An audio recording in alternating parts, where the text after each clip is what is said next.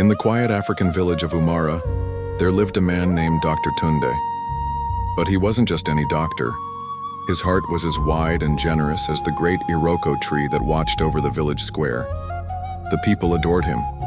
He was gentle, kind, and always there when someone needed help. Whenever sickness struck, villagers would run to Dr. Tunde's small clinic, which felt more like a family hut than a hospital. Women with round bellies came seeking his care, their eyes full of hope. He would hold their hands gently and say, "Don't worry, my sister. You and your child will be well." And they believed him. Because his words were warm like morning, son Dr. Tunde never cared much for riches. Many times he refused money from those who couldn't afford it. If a woman came in tears saying she had no coins to give, he would shake his head and reply, "Life matters more than silver." The people said he was like a rare jewel glowing in the heart of Umara. Women often whispered that Dr. Tunde's hands held magic. No matter how difficult a birth was, he stayed calm and brought life into the world with ease. "That man," they would sigh, "he's a blessing from the ancestors."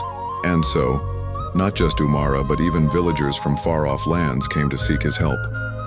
Peace flowed through Umara like a calm river. As long as Dr. Tunde was there, people believed no harm would ever find them. But storms don't send invitations. Far away, something was shifting. A storm was building, one that would shake the life of the man they all loved. It started on a strange evening. The sky hung low and gray, heavy like a pot about to boil. Dr. Tunde felt uneasy, though he didn't know why. When he got home, he found his mother lying weakly on her mat. Her chest rose and fell like a fading breeze. "Mama?" he called, rushing to her side, voice trembling. "Why didn't you tell me you were unwell?" His mother, her face lined with wisdom and years, gave a small smile. "Tunde," she whispered, "you worry too much. It's just old bones growing tired." But Dr. Tunde wasn't a fool. He checked her pulse, touched her forehead, and listened to her chest. Something felt wrong.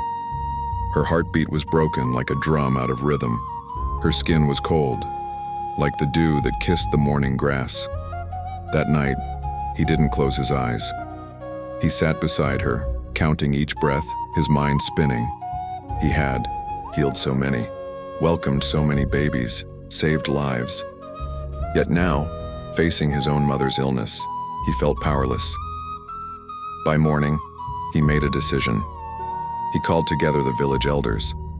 "My mother is sick," he said, voice heavy with worry. "I've tried everything, but it's beyond me. She needs to go to the city, to the grand hospital there." The elders listened in silence. Then Baba Nsi, the oldest among them, spoke. "Tunde, you have given us your heart for many years. Now let us carry you. Whatever you need, we will help." But the journey to the city wasn't the problem. The problem was the cost. That hospital was for people with gold in their pockets, people who lived in mansions and rode in shiny cars. Bills from that place could touch the sky. That evening, Dr. Tunde sat under the stars. "How will I save my mother?" he whispered to the dark sky. His heart felt like it was stuck in thorns. No path ahead, only pain. As he sat in silence, his mother's voice reached out from her mat. "Tunde," she said softly, "don't lose sleep over me. You've already done more than enough. If the spirits are calling me, let them come." But he shook his head firmly. "No, Mama. You are the reason I became a doctor. I will not let you go." The next day, he rose with a plan. He would raise the money. First, he went to his close friends, explaining everything. They loved Mama Tunde as if she were their own. They gave what they could, but it still wasn't enough. So he turned to the villagers. "My mother is in danger," he said, standing in the square. "Please, any help, even the smallest, will mean something." The people of Umara loved Dr. Tunde. They tried their best. Some brought coins hidden in cloth. Others came empty-handed, offering only prayers. An old man took his hand and said, "Ah, our dear doctor, we wish we had more to give. You've given us so much already." Still, it wasn't enough. So Dr. Tunde made a painful choice. He started charging for treatments. The free doctor was now asking for payment. "I'm sorry," he told his patients, "even the pregnant ones. But I must keep the clinic alive, I must save Mama." At first the villagers understood. "He's doing it for his mother," they said. But time has a way of turning sympathy into whispers. "Why is he asking for money now?" they began to say. "Didn't he once say life was worth more than coins?" And slowly, the village began to change. The once busy clinic stood quiet now. People stopped coming. They chose to suffer in silence rather than pay for care. They had forgotten all the love Dr. Tunde had given over the years. They no longer saw the healer with a big heart. They saw only a man asking for money, not a son desperate to save his mother. Inside the silent clinic, Dr. Tunde sat alone. The walls that once echoed with laughter and baby cries now held only silence and shadows. He felt the weight of their betrayal, yet in his heart he told himself again and again, "For Mama, I will keep going, even if it means losing the very people I've served." One hot afternoon, he sat outside the clinic. The sun beat down from above, but his chest felt colder than the Harmattan winds. The clinic was empty. The whispers of the townspeople buzzed in his ears like flies. It was as if the same people he had healed had now turned their backs on him. He was deep in thought when a voice rang out. "Tunde? Is that really you?" He looked up and blinked. A man stood there in fine clothes. His shoes shone like black glass, his smile was wide, but his eyes held a strange sharpness. "Kwame?" Tunde asked, surprised. "It's been ages." Kwame laughed, spreading his arms. The two old friends embraced. They had once shared books and jokes at university. For a while, they chatted like old times, the weight on Tunde's shoulders lifting, just a little. But soon the smile on Tunde's face faded. "What is it, brother?" Kwame asked, studying him. "You look like a man carrying stones on his soul." Tunde sighed deeply and told him everything. Mama's illness, the villagers, silence, the debt growing bigger by the day. Kwame listened quietly, nodding. After a long pause, he leaned closer. "There is a way," he said slowly, "but it's not a path many can walk." Tunde narrowed his eyes. "What do you mean?" "There's a man in the city," Kwame whispered. "He pays high sums for rare things, baby placentas. Rich people use them for medicine, charms, strange things. If you can provide them, he'll pay enough for your mother's full treatment." Tunde's eyes widened. "Placentas?" he said, shocked. "Kwame, how can you even say that? Those belong to the mothers, to their children, that's sacred." Kwame shrugged, still calm. "Think about it. You're losing everything. The village has abandoned you.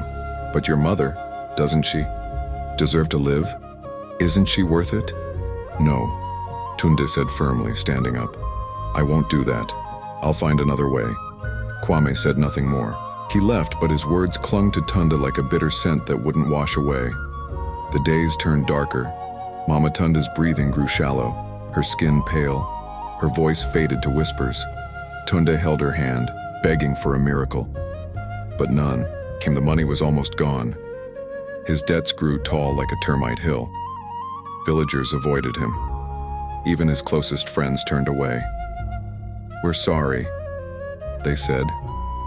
But their eyes didn't meet his. Each excuse cut deeper than a knife. One night, Mama Tunde coughed endlessly. Her frail frame shook with every breath. Tunde sat outside the clinic, face buried in his hands, and Kwame's voice returned like a haunting drumbeat. "She's worth it. Isn't she worth it?" The next morning, with a heart heavy as iron, he walked to find Kwame. "I'll do it," he whispered. Kwame smiled, a smile without warmth. "You've made the right choice," he said. "I'll arrange everything." That week, a young woman came to the clinic. She was in labor. Dr. Tunde helped her through it, his hands steady even as his heart trembled. When the baby cried, the mother wept with joy. But Tunde felt nothing but sorrow. He wrapped the placenta as he always did. But this time he did not give it to the mother. Instead, he took a bundle of old rags, tied them in cloth, and handed them to her. "Here, my sister," he said with a forced smile. "Bury it, as our ways teach us." The woman nodded, her face glowing with joy. She didn't look inside. That night, Tunde met Kwame under a mango tree on the edge of town. He handed him the real bundle. Kwame passed him an envelope. It was thick with money, more than Tunde had ever held in his hands. "This will cover everything," Kwame said. Tunde took it, his fingers shaking. As he walked home, he kept whispering, "Just this once. Just one time for Mama." But in his heart, he knew. He had opened a door that might never close. Without delay, he arranged Mama Tunde's trip. She was taken to the Grand Hospital in the city. Machines hummed, nurses bustled. The place looked like a world Tunde had only seen in books. He stayed by her side, holding her hand. "Mama," he whispered, "you'll be fine. Just hold on." City. Doctors ran tests and began treatment. Each day she grew stronger. Her cough faded. Her voice returned. Her smile lit up the room. One morning she sat up and laughed. "Tunde, my son," she said with tears in her eyes, "you've saved me. May the spirits bless you always." Mama Tunde smiled brightly, full of life again, but her words of thanks felt like thorns to Dr. Tunde. She had no idea what her healing had cost, and he silently prayed that she never would. When they returned to Umara, the villagers came out singing. They danced and clapped for Mama Tunde, their faces lit with joy. The same people who had once avoided Dr. Tunde now welcomed him again with open arms. Their hearts were lighter, and their smiles wide. Back at the clinic, Dr. Tunde told himself it was time to return to who he used to be. He would help without asking for money, just as before. He would treat the weak, the sick, and the pregnant, anyone in need. Word spread quickly. The kind doctor was back. Pregnant women rushed to the clinic, not just from Umara, but from neighboring villages too. They came with swollen bellies and hopeful eyes.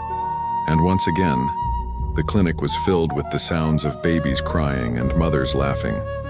But behind Tunde's gentle smile and careful hands, a shadow remained. Every time he delivered a child, he did something no one expected. He quietly took the real placenta and set it aside. Then he wrapped pieces of cloth in a small bundle and handed it to the mother. "Here is your placenta," he would say with kindness in his voice. "Please bury it as the ancestors teach." The mothers, overjoyed by their babies, never thought to look. Some took the bundles and buried them with love and care. Others tossed them aside, too tired to notice. And so Dr. Tunde's secret stayed safe. The clinic grew busy once more. The halls echoed with new life. People praised him again, calling him the healer, the miracle worker, the gift from the gods. But not everyone was blind. The midwives who worked beside him began to notice small things. Auntie Amma, the oldest midwife in Umara, frowned after one delivery. As she cleaned the tools, she muttered, "Why do the placentas vanish so fast? And why does the bundle feel so light?" Another midwife, Tosin, noticed that Dr. Tunde always took charge of the placentas. He never let anyone else touch them. He wrapped them alone, guarding them like precious gold. One afternoon, Tosin asked, "Doctor, why don't we give the mothers their placentas directly? It is their right, their tradition." Dr. Tunde smiled gently. "Ah, my sister, some mothers are too tired. I only want to make things easy for them." His voice was soft, his face calm, but Tosin wasn't sure, and neither was Amma. Whispers began to grow between them. The little things they had seen didn't sit right. One night, Amma sat with Tosin beneath the big mango tree outside the clinic. "Something is wrong," she said in a low voice. "We've been midwives a long time. We know how it should be. But this feels off." Tosin nodded slowly. "I agree," We must watch him carefully. Whatever he's doing, it isn't right." From that day, the midwives began to observe closely. With each delivery, their eyes followed every move. The more they watched, the more their doubts grew. Dr. Tunde, still smiling and calm, had no idea that doubt was creeping toward him. Soft as a snake in dry grass, Amma, wise and sharp, couldn't let go of her worries. She had delivered hundreds of babies in her life. She knew what was normal, and this wasn't. One afternoon, another woman came to give birth. Amma stood by, pretending to assist. When the baby cried, the mother sobbed with joy. Dr. Tunde moved quickly, reaching for the placenta. His hands were practiced, smooth. He wrapped it up neatly and placed it on the side table. "Doctor," Amma said gently, pretending to stretch her hand. "You look tired today. Should I hand the placenta to the mother?" Dr. Tunde smiled warmly, but his eyes were sharp as a blade. "Thank you, Amma, but I'll handle it. It's my duty to make sure everything is done perfectly." Amma nodded, but inside she was sure something was wrong. For the next few weeks, she watched everything. She stayed late. She asked small questions. But Dr. Tunde always found clever ways to change the topic. Each time he wrapped the placenta with care and never let anyone touch it. Amma kept silent. But her heart knew, she could feel it. He was hiding something. No matter how gently Dr. Tunde tried to distract her, sending her on errands or speaking with his usual charm, Auntie Amma's curiosity only grew. "Something isn't right," she whispered to herself one quiet evening, "and I will find out what it is." That same night, Mama Tunde couldn't sleep. The moon was full, and the stars glittered like a bowl of diamonds scattered across the sky. Missing her son, she decided to surprise him with tea and a warm conversation. As she walked quietly toward the clinic, a soft voice floated through the open window. She recognized it at once. It was Kwame. "The buyers are pleased," he was saying. "They want more placentas." "You're doing well, Tunde." Mama Tunde froze, her heart skipped a beat. "Buyers, placentas, what is he talking about?" Dr. Tunde's voice followed, hushed and tense. "I don't want to continue, Kwame. I only did this to save Mama. It was supposed to be one time." Kwame laughed lightly. "And yet, look at the good it's done. Your mother is alive, you have money, the women get free care, everybody wins." Tears filled Mama Tunde's eyes. Her son, the man everyone admired, was hiding something dark and painful. She stepped inside the clinic, unable to hold back. "Tunde, my son, what have you done?" she cried, voice trembling. Dr. Tunde spun around, shocked to see her. "Mama, what are you doing here?" Her face broke with sorrow. "How could you do this? Stealing from women who trusted you? This is not who you are. You must stop." Tunde's face hardened like sun-baked clay. "I did this for you, Mama. If I hadn't," his voice cracked, "you wouldn't be alive." "But at what cost?" she pleaded. "Please, Tunde, you are better than this. Listen to your heart. End this before it swallows you." Anger bubbled in him like a boiling pot. "I can't stop now. You don't understand. If I quit, everything falls apart." She reached to hold his arm. "Tunde, please." But he pulled away. "Go home, Mama," he said coldly. "This is not your concern." With a broken heart, Mama Tunde walked away. Tears fell from her eyes like heavy rain. All she could do now was pray. The next morning, Dr. Tunde felt like a tree burdened by too many branches. The argument with his mother haunted him. Guilt gnawed at his chest like a termite chewing wood. Just once more, he told himself. Just one last time. Then I'll stop. That very afternoon, a young woman named Essie arrived in labor. Her baby was ready to come into the world.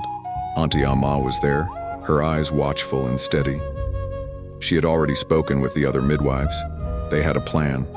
Today, they would catch Tunde in the act. As the baby entered the world with a loud, healthy cry, joy filled the room. Dr. Tunde, wearing his usual calm smile, moved swiftly to wrap the placenta. He turned to Amma. "Could you please hand me the placenta?" "Of course," she replied smoothly. But instead of the real one, she handed him a bundle she had wrapped herself. Tunde didn't notice. He took it without hesitation and walked toward his office. But this time, the midwives followed. They had already sent a message to the village chief and the elders. They waited quietly outside the clinic, just as Dr. Tunde opened his hidden box to place the real placenta inside. The door burst open. There stood the chief, the elders, and all three midwives. Their faces were filled with disbelief and deep disappointment. "Tunde," the chief said, "what is the meaning of this?"